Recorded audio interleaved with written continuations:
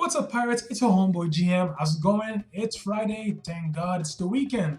And One Piece chapter 1004 got released sooner than expected. Otama in this chapter was such a passionate and dedicated character in this chapter, in my point of view. We get a little flashback on how she got to Onigashima with the help of Speed and her ship. She was there, and while she was on that ship, sorry, that was my cell phone, she produced many dongles because we know that every time that she gives a dongle to a beast, to an animal, or someone half human, half beast, it affects them as well. She can make that person an ally, a friend, and that played such an important role in this chapter. But before I continue this review, please guys, I want you to give me a like on this video. It really helps this video to be viewed by many people. You guys are awesome. Thank you so much. You're the best. And speaking of Otama, there was something that she said at the beginning of the chapter. She said that she never saw a Wano freed from Kaido. She was born in a Kaido-occupied Wano. Like, ever since she was born, Kaido was on top. She only knew that. She goes on saying that she wants to see Momonosuke as shogun. She wants to be able to eat every day as much as she wants.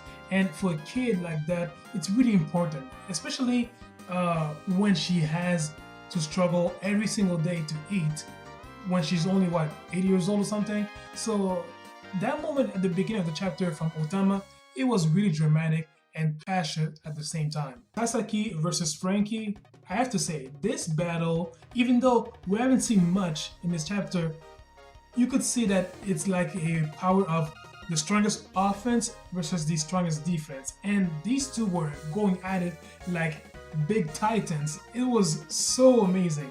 Along with Otama, Nami and Usopp are back on the battle. And I love how they were asking Frankie for some help, while Frankie was asking help as well from them because he was paralyzed by some gifters. So that moment was pretty funny. Nevertheless, I feel like Nami and Usopp were redeemed in this chapter because they decided to fight back. Seriously, Usopp shooting dongles to the other gifters, very clever. And we know that this guy, he has a sharpshooter eye. Like, he knows he's not gonna miss. So I really love the fact that he was really an asset in this operation of turning enemies into allies.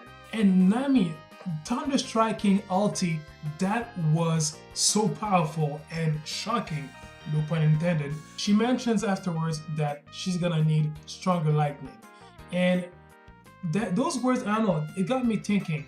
I feel that she's gonna be able to acquire stronger lightning. How? I have no idea, because now Zeus has gone back to Big Mom's side, so she's a little bit lacking of firepower at that level. But it's Nami. I know that she's gonna come up with something.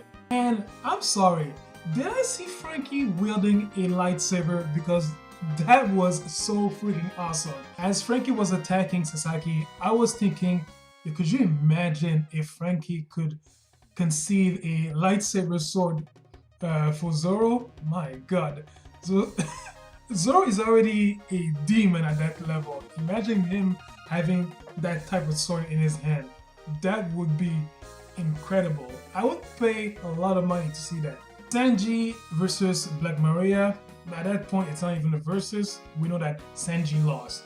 And we know when it comes to ladies, Sanji refuses to hit a female, even though it's gonna kill him. Like, his chivalry stands until today. So Black Maria is trying to convince Sanji to snitch on Robin and tell her whereabouts, because we know that Kaido is seeking someone to perfectly translate the Poneglyph stones. So of course, that's the reason why they want Robin at all costs, and at the same time, Black Maria is thinking about torturing her to death without killing her. I mean, it's not that bad, I guess. Nevertheless, despite his dire situation, I am not worried about Sanji, because this moment reminds me of when he faced against Khalifa of the CP9. She was a woman, so Sanji couldn't hit her, and therefore Khalifa won that battle hands down. But Senji was overly more powerful than her. Trust me, if Senji would have gone 100% against Khalifa at that time, Khalifa would have been probably worse than KO. And we know that back in that arc, Senji redeemed himself by fighting against Jabra. And in this arc, I think it's gonna be the same thing. He's gonna be able to escape somehow, and he's gonna have to fight against a tougher opponent. And speaking about Senji's weakness against women, I really love it because it puts Senji in a very difficult handicap. And I'm not saying that I want Senji to beat up a woman until she dies. No, I am zero violence against women. Don't worry about it.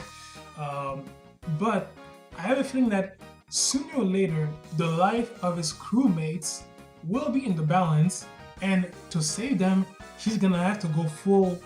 He's gonna have to go all out in battle against a woman who holds the life of his crewmates in the balance.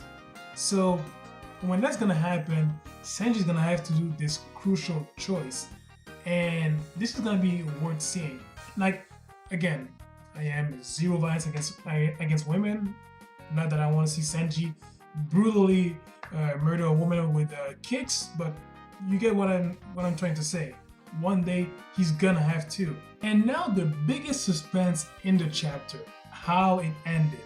Someone is helping the Akazaya 9. So yeah, King has spotted, well, Kaido's forces along with King, they have spotted the Akazaya 9. They are in the treasure room, and Black Maria is gonna head there to kill them. But someone is there helping them. That 10th person. Who is it? I've seen some wild shit on the internet about who it might be. I've read some people believing that it was Ener, the lightning dude in the Skypiea arc. Impossible. Like, seriously, if it would be him, I'm gonna need one hell of a flashback to explain how. But I don't believe it's him. The way I see it, it's definitely someone who just arrived in the island, or someone that was there all along, but who's gonna be revealed in the next chapter. I thought at first that it could be Shanks, but he's in Malejua talking with the Gorosei, so the five elders in English. So that's impossible. But then again, it's One Piece. Anything's possible. This is gonna be reaching out a bit too far. But the mysterious silhouette seemed angry of what happened to the Akazaya 9. So I'm guessing that he knows those guys. Who or she knows those guys. And we know that Oden had a lot of friends when he was traveling with Roger and Whitebeard before. So I'm guessing that whoever that person might be, that person had ties with either Whitebeard or Gold Roger.